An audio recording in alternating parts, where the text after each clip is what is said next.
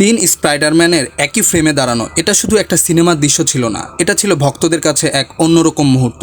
Spiderman no way home শুধু তিন Peter পার্কারের একসঙ্গে করেনি, বরং ফিরিয়ে এনেছিল পুরনো আবেগ, ভালোবাসা আর কিছু অসমাপ্ত গল্প।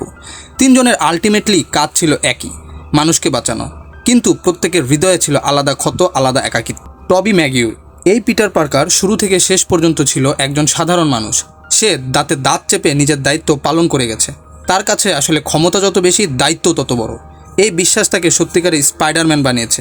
আর অ্যান্ড্রু গারফিল্ডের পিটারের গল্প ছিল আরও বেদনাদায়ক। গোয়েনকে নিজের চোখের সামনে হারানোর যন্ত্রণা তাকে বছরের পর বছর তাড়া করে বেরিয়েছে। স্পাইডারম্যান হয়েও প্রিয় মানুষটিকে বাঁচাতে না পারার এই কষ্ট সে কখনো ভুলতে পারেনি। তাই যখন সে আবার এক পতনশীল মানুষকে রক্ষা করতে ঝাঁপিয়ে পড়ে, মনে হয় যেন সে অবশেষে নিজের পুরনো কষ্ট থেকে কিছুটা হলেও মুক্তি পেল।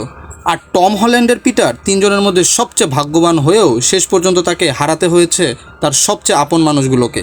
আন্টি মেয়েকে হারানো তাকে আবারও একা করে দেয়। তিন পিটারে কিছু সময়ের জন্য এক হয়েছিল, একে অপরের ক্ষত বুঝেছে, কষ্ট বুঝেছে।